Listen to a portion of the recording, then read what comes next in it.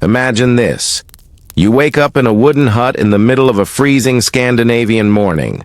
The wind outside is howling like an angry wolf that just stubbed its toe, and your bed is basically straw and animal skins. Congratulations, you're officially in the Viking Age.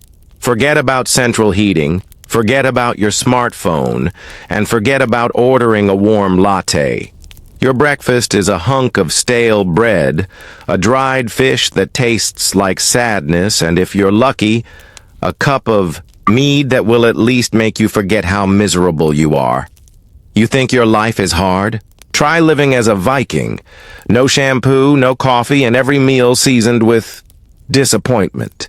Yet somehow, these maniacs conquered half the known world. So if you want more stories that are half horror, half comedy, and 100% insane, smash that subscribe button. Or don't. But just know, even Odin is watching your YouTube habits. The Viking world wasn't exactly the postcard perfect land of horned helmets and Netflix's bad boy with a beard tropes. Nope. Real Viking life was raw, rough, and smelled faintly of fish mixed with sweat. Their home turf? Modern-day Norway, Sweden, and Denmark, lands of mountains, fjords, icy seas, and winters so long and dark, they made people invent sagas just to keep from crying. Now here's the kicker. Vikings weren't born out of luxury. They were born out of sheer survival. When your farmland is rocky, your winters endless, and your neighbors just as desperate as you, what do? You build longships and start raiding people who do have nice farmland, warm monasteries, and shiny gold chalices. It's the historical version of, we don't have snacks at home, so let's raid the neighbor's fridge. But life wasn't all doom and gloom. Vikings knew how to party. Mead, honey wine, was their version of Red Bull, fuel for long nights. Of drinking, storytelling, and occasionally axe-throwing competitions that ended in lawsuits or funerals. Their feasts were legendary. Mountains of roasted meat, endless cups of ale, and bards reciting sagas so long you'd fall asleep before the hero even reached chapter 2. And yet, despite the mud, blood, and madness, the Viking world produced one of history's most feared and fascinating cultures. These weren't just brutes swinging axes. They were sailors, traders, explorers, poets, and politicians. They terrified Europe, touched North America, traded with the Middle East, and left behind myths so epic Marvel is still cashing in on them today. So buckle up, because in the Viking Age, the line between daily life and total chaos was razor thin. One day you're fishing on a fjord, the next you're rowing toward England with 60 other sweaty men screaming Odin like a heavy metal band on tour. Let's clear something up right away. Vikings weren't born with battle axes in their hands, ready to pillage from day one. In fact, most of them weren't raiders at all. A large chunk of Viking society were humble farmers, tending barley, rye, and oats in the cold soil. They raised cows, sheep, and pigs, and when winter came, they huddled together praying their food would last until spring. So why does history remember them as bloodthirsty maniacs? Simple. Fear makes better headlines. Monks in England didn't waste ink writing about Viking farmers peacefully milking goats. No! They wrote about when a longship pulled up to Lindisfarne in 793 AD, and a bunch of angry Scandinavians stormed the monastery, stole everything not nailed down, and probably set the place on fire. That's the stuff that sticks. But peel back the scary raider stereotype, and you'll find a society that was surprisingly complex. Yes, they raided, but they also traded. A Viking might spend one summer looting the coast of France, and the next summer selling walrus ivory in Constantinople. Imagine your neighbor being both a part-time farmer and part-time international pirate merchant. That's Viking hustle culture. And let's not forget, Vikings were sailors first and foremost. Their longships were technological marvels of the age. Sleek, fast, and shallow enough to sail up rivers, these ships gave them access to places nobody else could reach. Think of them as the sports cars of the medieval seas, except instead of Bluetooth speakers, they came with a crew of smelly berserkers who hadn't bathed since last winter. Now, about the term Viking. Fun fact, it wasn't a nationality. You weren't born Viking. The word vikingar basically meant to go raiding. It was more of a job description than an ethnicity. So not every Scandinavian was a Viking, just like not every modern Italian is a mafia boss. But of course, history loves to exaggerate. At home, Viking men and women shared responsibilities in ways that might shock a medieval peasant from England. While men often went to sea, women could run farms, manage finances, and even divorce useless husbands. Some sagas even describe shield maidens, warrior women who fought alongside men, which sounds a lot cooler than the reality of most women just trying to keep goats alive through winter. And here's the kicker. The Viking Age wasn't just about death and destruction. It was about ambition, survival, and exploration. These were people who looked at the freezing horizon and thought, let's see what's out there. And thanks to that attitude, they reached Greenland, North America, and forged connections across continents long before most Europeans had even left their villages. So who were the Vikings? Farmers, traders, explorers, raiders, storytellers, survivors, and sometimes all of the above in the same family. If the Viking Age had a superhero, it wasn't Thor with his hammer or Odin with his one dramatic eye. No, the real hero was made of wood, the Viking longship. Sleek, terrifying, and so fast it made medieval kings break into cold sweats. The longship was basically the Tesla of its day. Except instead of eco-friendly electric motors, it ran on the raw muscle of 60 angry men rowing in sync while yelling insults at each other. Picture it. A dragon-headed ship cutting through the mist of a river at dawn, oars hitting the water like war drums. To monks in England, this wasn't just a boat. It was the floating embodiment of doom. And honestly, they weren't wrong. These ships could glide across oceans and sneak up shallow rivers, meaning nowhere was safe. You thought you were safe inland? Think again.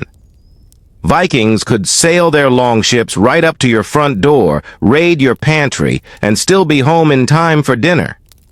The genius was in the design. Long, narrow, and flexible, these ships could survive brutal storms at sea, then pull right onto a sandy beach without needing fancy harbors. The hulls were built with overlapping planks, called clinker-built, which gave them strength and speed.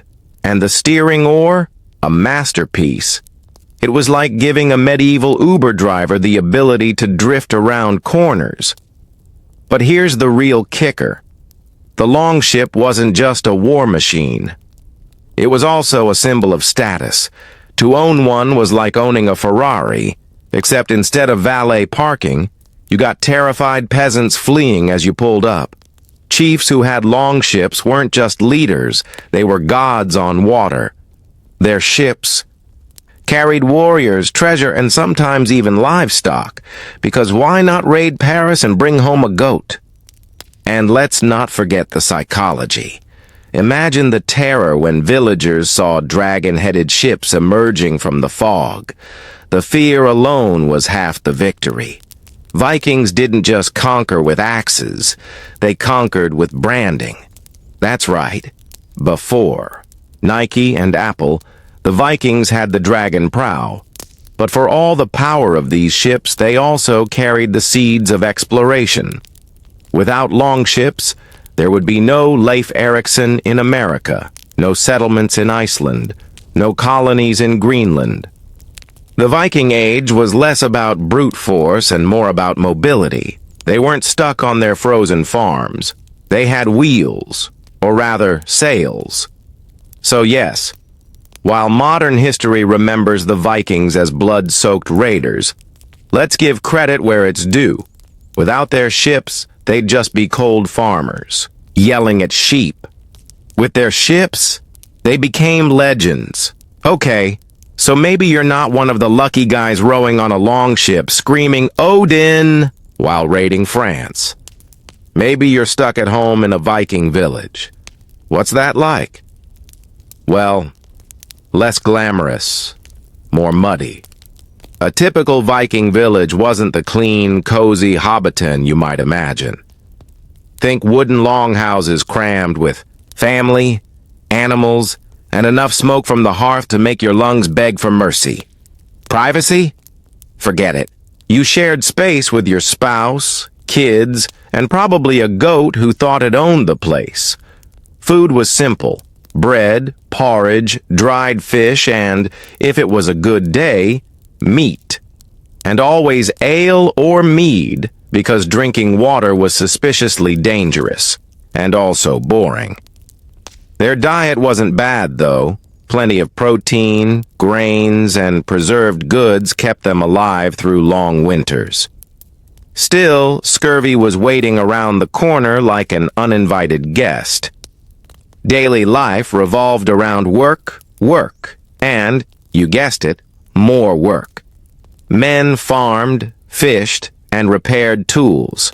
Women weren't just homemakers, they managed households, oversaw farms when husbands were gone, and controlled the family finances. That's right, Viking women often held the keys to the money chest.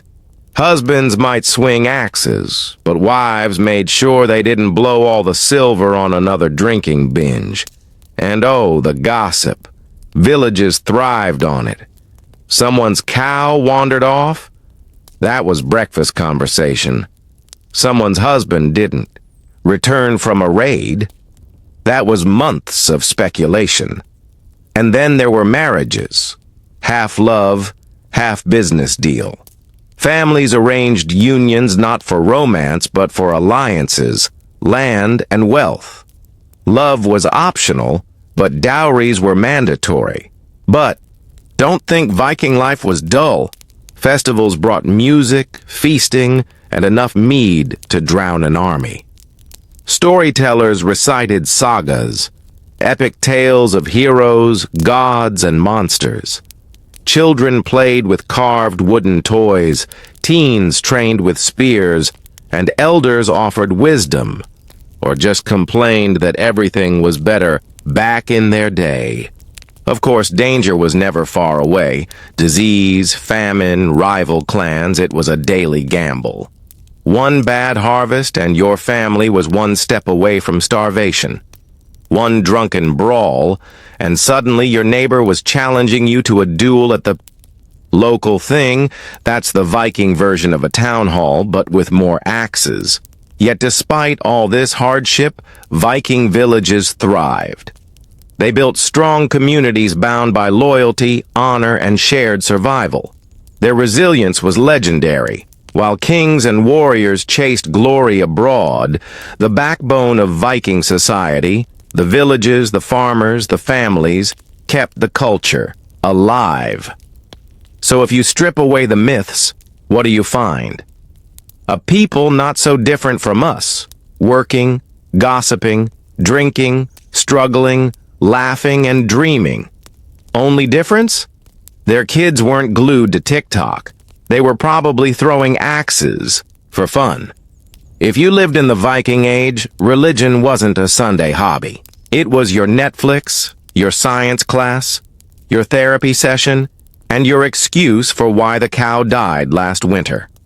Everything was tied to the gods, and those gods were not your gentle, robe-wearing, let's hold hands and sing kind of deities. No, Viking gods were loud, violent, unpredictable, and occasionally drunk. At the top of the divine drama sat Odin, the one-eyed chief god who traded his actual eye for wisdom. That's right. He literally plucked it out like it was a buy-one-get-one deal. He was the god of war, poetry, and knowledge, which meant he was basically the headmaster of Hogwarts, but with a bloodier curriculum.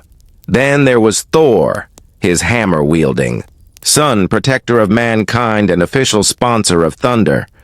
Thor wasn't subtle. He smashed things first and asked questions. Never. Freya, the goddess of love and beauty, was also in charge of war and death, which honestly explains a lot about Viking romance. Loki, the trickster, played pranks so deadly they usually ended in world-ending chaos. And let's not forget, Hel, goddess of the underworld, who had the hospitality skills of a DMV worker on a Monday morning. For Vikings, dying in battle wasn't a tragedy. It was a golden ticket. If you fell with a weapon in hand, Valkyries, divine warrior maidens, with serious resting warrior face, would scoop you up and carry you to Valhalla. What awaited you there? Eternal feasting, drinking, and brawling until Ragnarok, the end of the world. Basically, heaven was an endless frat party with more axes. But here's the twist. Valhalla wasn't the only afterlife. If you died a boring death, like slipping on goat poop, you might end up in hell's gloomy hall instead. So Vikings didn't just want to win battles, they wanted to die dramatically. Death by farming accident wasn't going to get you into Odin's VIP lounge. Rituals were everywhere. Sacrifices to the gods, charms against bad luck, runestones carved with prayers. And sacrifices didn't mean just tossing a loaf of bread into the river. We're talking animals, weapons, sometimes even humans. To us, it sounds horrific.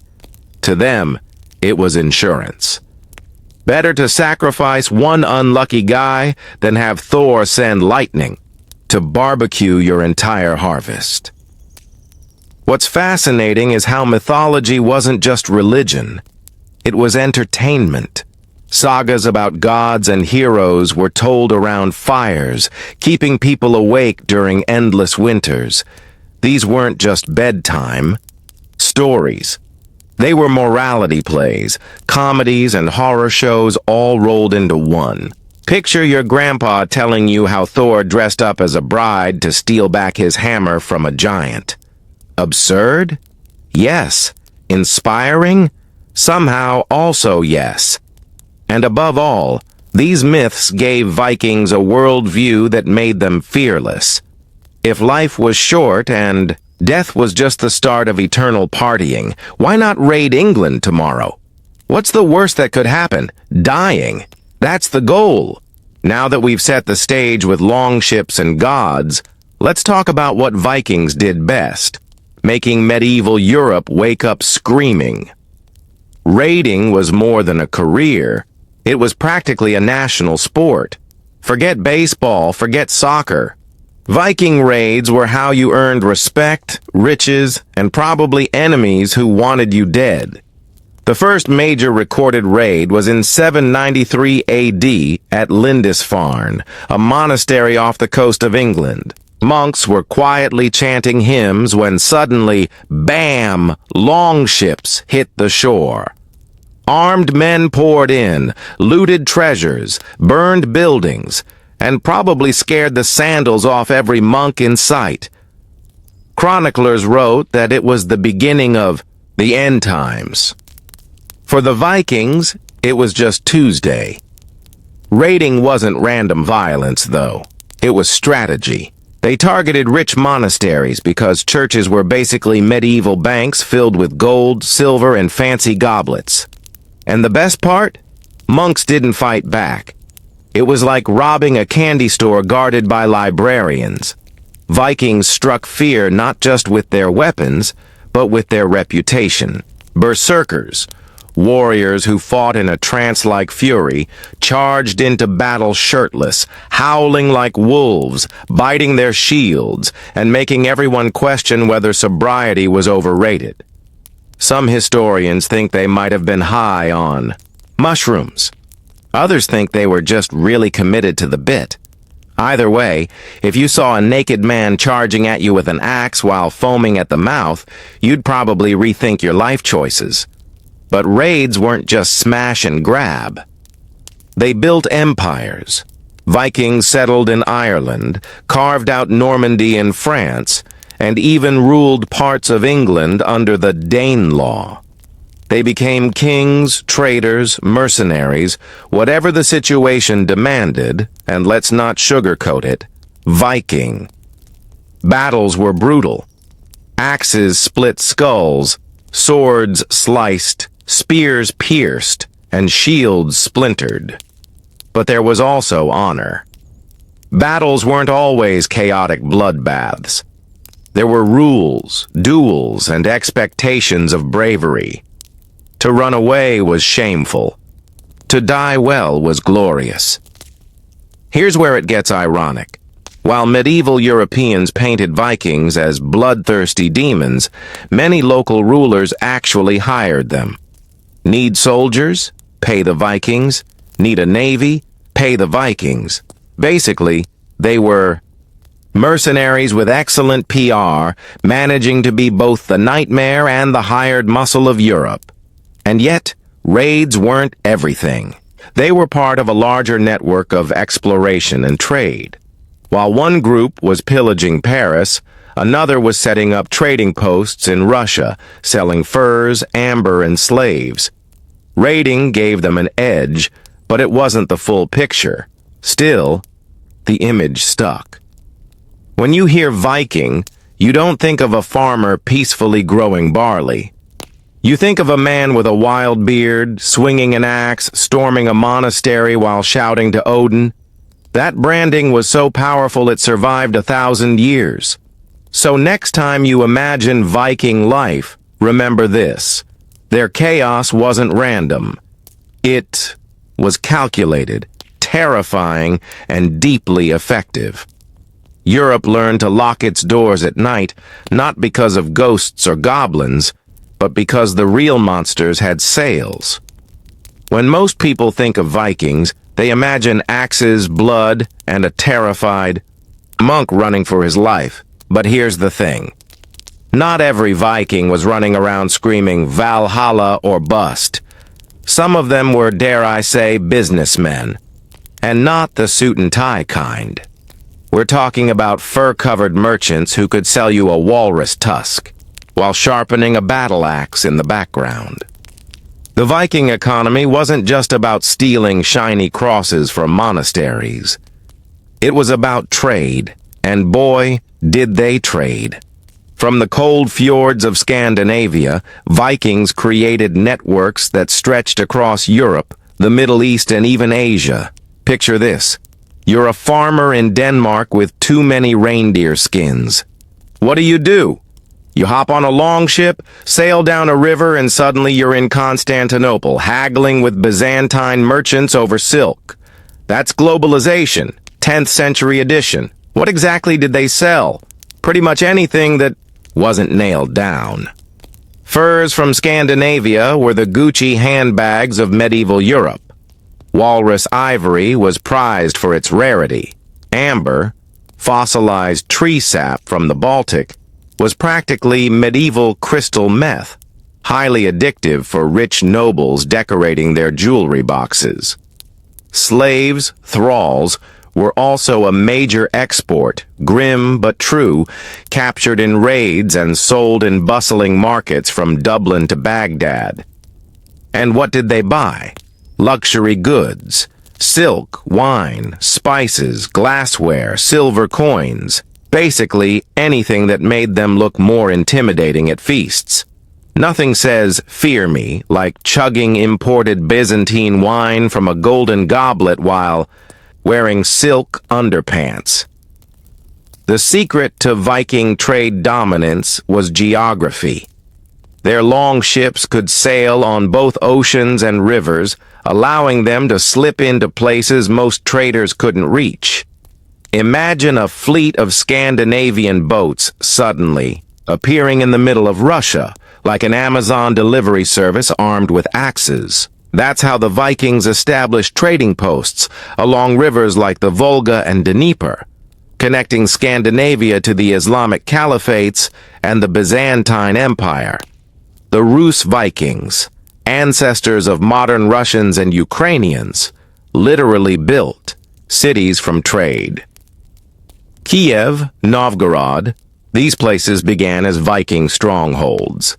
And in Constantinople, the most glorious city of the medieval world, Vikings didn't just trade. They became the emperor's personal bodyguards, the Varangian Guard. Because when you need loyalty, who better than 6-foot-tall Scandinavians with a reputation for never backing down? Trade gave Vikings something raiding never could: stability. With commerce, they didn't have to burn every monastery they saw. Sometimes they could just sell them stuff. The irony is delicious. The same monks who wrote terrified chronicles about heathen raiders may later have bought Viking silver in the marketplace. So next time someone says Vikings were nothing but savages, remind them, these were the same. People who introduced fine silk and Arabian coins into Northern Europe. They were raiders, yes. But they were also global entrepreneurs centuries before the word even existed. Now, if you imagine Viking law, you probably think of an axe solving disagreements. He stole my sheep, chop. He insulted my wife, chop. But surprisingly, Vikings had a legal system that was both complex and in some ways progressive. Sure, it was rough around the edges, but it wasn't complete anarchy. At the heart of Viking justice was something called the Thing. No, not a monster from a horror movie, but a public assembly where free men gathered to settle disputes, make decisions, and pass laws. It was democracy, Scandinavian style. If you were a farmer, a warrior, or a chieftain, you could attend the Thing, stand up, and have your say. Think of it like a medieval town hall meeting, except everyone carried swords. Disputes weren't always settled by duels or blood feuds. In fact, compensation, called vergild, man price, was a central idea. If you killed someone, you didn't just walk away. You had to pay the victim's family, sometimes in silver, sometimes in goods. It was basically the Viking version of oops insurance. For example, killing a nobleman cost more than killing a farmer, and killing a thrall was the cheapest of all. Brutal, but pragmatic. The Thing also handled property disputes, marriages, inheritances, and even outlawry. To be declared an outlaw was the worst punishment. You weren't thrown in jail. You were thrown out of society. Anyone could kill you without consequence, and you lost all protection under the law. Congratulations, you were now a walking target. But don't imagine the Thing as boring courtroom drama. These assemblies were social events. They were held outdoors, often on ancient sites with hundreds of people gathering. Food, drink, gossip. It was like a medieval fair mixed with Judge Judy. And the law speaker, a man chosen to recite the laws from memory, since nothing was written down at first, stood in the middle like a human Google search. Forgetting. Your lines. This guy's memory could mean life or death. Interestingly, Viking law gave more rights to women than many other medieval societies. Women could inherit property, request divorces, and represent themselves at the Thing. Sure, it wasn't modern equality, but in a world where women were often treated like livestock, Viking women had more power than you'd expect. Now, let's be clear. This wasn't a utopia of fairness. Blood feuds still happened. Duels were used to settle disagreements. But the presence of the thing shows that Vikings weren't just wild marauders. They were a society trying to balance chaos with order. They knew that if every insult ended in bloodshed, their communities wouldn't survive. And here's the kicker. Many of these traditions influenced later European law. Iceland's Althing, founded in 930 AD, is often considered the world's oldest surviving parliament. That's right. Modern democracy owes a little nod to the same people who thought berserkers were a great military strategy. So, while we like to imagine Vikings as living by the axe, the truth is more nuanced. They lived by law as much as by steel. And sometimes, the scariest punishment wasn't death. It was exile, the slow erasure of your very place in the world. Forget Hollywood's image of Vikings spending every waking moment raiding monasteries or screaming on battlefields. The truth? Most Vikings were farmers. Yes, you heard me, farmers. They didn't have the luxury of swinging axes 24/7 because someone had to plow the fields, milk the cows, and make sure the kids didn't set the longhouse on fire while trying to roast turnips. So what did an average day look like? Picture this. Dawn breaks over a chilly fjord. There's no alarm clock, unless you count a rooster with anger management issues.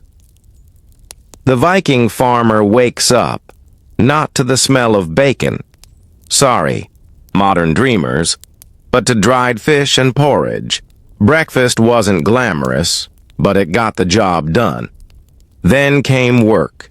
If you were a man, you likely spent your day in the fields, tending barley, rye, oats, and livestock. Viking society depended heavily on agriculture. Raids may have brought quick riches, but farms sustained life. A well-fed family meant warriors ready to sail in summer. Women, meanwhile, weren't just sitting idly. They ran households, brewed ale, managed finances, and made textiles that were crucial for trade. And believe me, weaving wool into cloth was no joke. It could take weeks to make enough fabric for one tunic. Children weren't spared from chores either. By the age of 10, most Viking kids could already herd animals, fetch water, and handle simple tools. Forget playing video games. Your level up came from learning how to swing an axe properly or not drowning when fishing with your dad. The Longhouse, center of Viking domestic life, was a smoky, crowded affair. Imagine a wooden hall packed with family members, servants, animals, and maybe a guest or two who hadn't left for weeks. Privacy? Forget it. Everyone slept in the same room, with smoke from the hearth curling up toward a hole in the roof. If you didn't smell like a bonfire 24/7, were you even Viking? Food was simple but hearty. Fish, bread, dairy, meat when available, and a lot of cabbage and root vegetables. Vikings loved ale, brewed from barley, and mead, fermented honey water. That could make you forget just how harsh your daily grind was, but it wasn't all work. Vikings enjoyed games, storytelling, and sports. Wrestling, board games like Nefatafel, a strategy game similar to chess, and even poetry contests filled their evenings. Skalds, the poets, were the Netflix of their time, entertaining crowds with epic sagas about gods, heroes, and warriors who supposedly fought sea monsters. And Sundays? Well, there was no weekend like ours. Work rarely stopped except for religious festivals or community gatherings. Life was tough, but it was also deeply communal. Every person, from the youngest child to the eldest grandmother, contributed to survival. So yes, Vikings were fierce raiders, but most of the time, They were hard-working farmers trying to keep sheep alive and kids from stealing the last piece of dried cod. The irony? The same men who terrified Europe with their longships spent most of their lives bent over fields with hoes and rakes. Savage warriors, yes, but only part-time. Now let's talk about Viking women. If you're imagining passive housewives sitting silently in smoky halls, think again. Viking women were the backbone of society, sometimes literally swinging the same axes as their husbands. In many ways, Viking women had more rights than their counterparts in Christian Europe. They could own property, inherit land, request divorces, and represent themselves in court. A woman could run a farm while her husband sailed off to raid England. And if he didn't come back, she didn't just vanish into widowhood. She could remarry or remain in charge of her household and lands. Marriage was both practical and political. Families arranged unions to strengthen alliances, but women weren't powerless pawns. A bride brought dowry into the marriage, and if things went south, she could reclaim it. Divorce wasn't scandalous. It was a legal option. Imagine a Viking wife saying, "You drink too much mead and your sword skills are sloppy. I'm out." And the thing would actually recognize her complaint. But Viking women weren't just homemakers or landowners, they also had a reputation as warriors. The legendary shield maidens may not have been common, but sagas and archaeological finds suggest they weren't pure myth either. Graves of women buried with weapons hint that some fought alongside men. Whether they were rare exceptions or not, the image of fierce shield maidens endured in Norse lore. Beyond the battlefield, women played vital roles in religion and culture. Many were priestesses or seeresses, vulvas, who held spiritual authority. In a society obsessed with fate, the woman who could read omens or cast runes had immense power. Even hardened warriors listened when a vulva spoke. After all, who wants to ignore the lady who claims to see your doom in the entrails of a goat? Everyday life for women was demanding. They managed households, brewed ale, a vital trade commodity, and kept the family alive through brutal winters. Textiles were especially important. A single cloak could take months of labor, and Viking women were renowned for their weaving skills. In fact, cloth was so valuable it sometimes served as currency. Viking sagas even celebrate strong female figures. Take Lagertha, a legendary shield maiden who fought alongside Ragnar Lothbrok, or Gudrun, who plotted revenge in blood-soaked sagas that make Shakespeare look like a children's book. These stories reflect a culture that, while not egalitarian, by modern standards, gave women more recognition than most societies of the time, and let's not forget, behind every Viking raid, there was a woman keeping the farm from collapsing. Without them, warriors couldn't sail off in search of glory. They were the silent generals of the home front. So, while the men were out swinging swords, women were wielding power in their own ways, through property, politics, spirituality, and sometimes the battlefield. And if you dared underestimate them, well, let's just say a Viking woman could ruin your life faster than you could say Skull. If you think Vikings were content with just raiding monasteries in England, think again. These people were the Elon Musks of the medieval world, except instead of rockets, they had sleek longships, and instead of Mars, their frontier was basically the entire known world. The Viking longship was their secret weapon.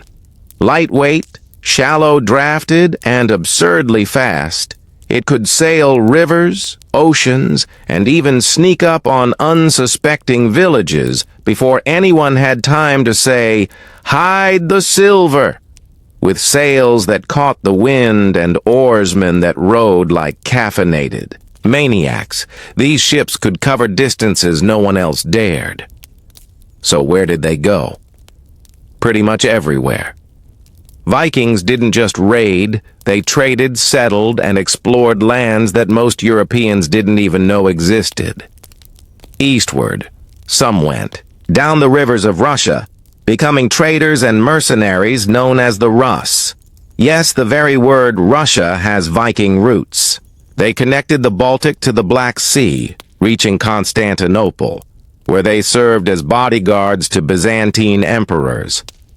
Imagine a burly Viking standing in silk robes next to the emperor of the most sophisticated city in the world. Awkward? Absolutely. Effective? Definitely. Westward. Others sailed toward the British Isles, Ireland, and beyond. Dublin, believe it or not, started as a Viking trading settlement. They weren't just burning towns, they were building them too. Farther west, then came Iceland. Harsh, volcanic, freezing, and somehow attractive to Norse settlers who decided, yeah, let's live here. By the late 9th century, Iceland was buzzing with Viking farmers, poets, and laws so democratic it would make modern parliaments jealous. But they didn't stop there. Around 985, Eric the Red, exiled from Iceland for being too violent, which is saying a lot for Vikings, sailed west and discovered Greenland. Let's be honest, naming it Greenland was the best marketing scam in history. It was more ice than green, but hey, settlers still came, and then came the big one, Vinland. Around 1000 AD, Leif Erikson, son of Eric the Red, sailed even farther and reached the coast of North America, centuries before Columbus. They found grapes, forests, and fertile land. But their settlements didn't last. Why? Possibly clashes with indigenous peoples, possibly lack of resources, possibly because Greenland settlers realized crossing the Atlantic every time you wanted fresh wood wasn't practical. Still, the Vikings had done it. They crossed the Atlantic 500 years before Columbus discovered the New World. The irony? History books gave Columbus the credit because, well, the Vikings didn't exactly leave behind tourism brochures. Exploration wasn't just about curiosity, it was survival. Scandinavia's rocky terrain and cold climate meant limited farmland. To feed growing populations, they needed new land, trade routes, and resources. So when you imagine a Viking staring at the horizon, he wasn't daydreaming. He was calculating whether the next voyage might bring land, riches, or a violent death. In short, the Vikings weren't just raiders. They were explorers, traders, settlers, and opportunists. Their ships carried them farther than anyone dared to go. And while most medieval Europeans clung to their villages, the Vikings were busy redrawing the map. Leif Erikson, Leif the Lucky. The name itself sounds like a man born to stumble into history. Son of the infamous Eric the Red, Leif inherited both a thirst for adventure and a knack for survival. But unlike his father, who solved disputes with axes, Leif had a calmer, steadier personality. Maybe that's why his voyages became legendary. Around the year 1000, Leif set sail from Greenland and headed west. Some say he was blown off course. Others believe he deliberately sought new lands after hearing stories from a trader named Bjarni Herjolfsson, who had sighted unknown shores. Either way, Leif ended up in a land rich with timber, fish, and wild grapes. He called it Vinland, land of wine. Think about it. While most of Europe still thought the world ended in mist and monsters, a Norse crew was literally stepping onto North American soil. No maps, no GPS, no Google Earth, just guts, luck, and longships. Leif's Vinland adventure. didn't last forever. The settlements didn't grow large, and contact with indigenous peoples was often hostile. Norse sagas describe clashes with Skraelings, likely Native American groups, where arrows and spears flew as easily as insults at a Viking feast. The Vikings, fierce as they were, realized that establishing permanent colonies across the ocean wasn't going to be simple. But here's the kicker. Leif's voyages faded into legend. Medieval Europe didn't care about Norse exploration because Vikings weren't writing down official records the way monks did. Their history lived in oral sagas, half fact, half exaggeration, all entertaining. For centuries, the world ignored the fact that Norsemen reached America first. Columbus, sailing for Spain in 1492, got the glory, statues, and parades. Leif? He got a day celebrated mostly in the Nordic diaspora and a few U.S. states. And yet, Leif's story is powerful. It shows the restless Viking spirit, the refusal to stay put, the hunger for new horizons, the belief that the sea was not a barrier but a highway. He wasn't just a lucky sailor. He was the embodiment of what made Vikings so remarkable. Even today, Leif Erikson has become a symbol of exploration. Statues of him stand in places like Boston, Chicago, and Seattle, celebrating not just his voyage but the Viking legacy as a whole. In Iceland and Norway, he's remembered as a national hero. And in classrooms, more and more students are learning that America's discovery was far more complex than Columbus planting a flag. Leif's story is a reminder. History is written by those who shout the loudest. The Vikings didn't shout in parchment and ink. They shouted in sagas, fireside tales, and half-drunken songs. And while that cost them recognition for centuries, it also gave them a mystique that still captivates us today. So next time you hear someone say Columbus discovered America, just smile and remember Leif the Lucky, sailing across icy seas a full half-millennium earlier, proving that the world was always bigger than people dared to believe. Every great saga must end, even one written in salt water, fire, and blood. For nearly 3 centuries, Vikings terrorized, traded, and transformed Europe. But like a mead-filled feast that eventually runs out of ale, their age of dominance began to fade. Why did the Viking Age decline? The truth isn't as cinematic as Thor swinging a hammer and retiring. Instead, it was a mix of exhaustion, evolution, and the simple fact that the rest of Europe got tired of being raided every summer. First, Christianity spread through Scandinavia like wildfire, or maybe like slow-burning embers at first, then wildfire. Missionaries, kings, and sometimes sheer political calculation converted the Norse from Odin's raven worshippers into cross-bearing Christians. Harold Bluetooth, yes, your phone connection is named after him, was one of the first kings to embrace Christianity in Denmark around the 10th century. Why? Not because he suddenly believed in turning the other cheek, but because aligning with Christian Europe gave him legitimacy, allies, and access to trade. The new religion wasn't exactly compatible with old Viking traditions. You can't plunder a monastery on Saturday and pray at it on Sunday. Slowly, raiding became less socially acceptable. The gods of war and feast gave way to sermons and cathedrals. Second, Europe learned to fight back. At first, Vikings were like wolves raiding, sheep pens. But over time, the sheep armed themselves with bigger walls, trained soldiers, and fortified towns. England built a network of defenses known as burhs, fortified settlements designed to make raiding harder. Francia, later France, formed standing armies. By the 11th century, Europe was no longer a playground for marauders. It was a battlefield. Stacked against them, Third, the Vikings themselves changed. They settled down. Instead of endlessly raiding, they became farmers, merchants, and rulers in the lands they once terrorized. In England, Viking leaders carved out territories like the Danelaw.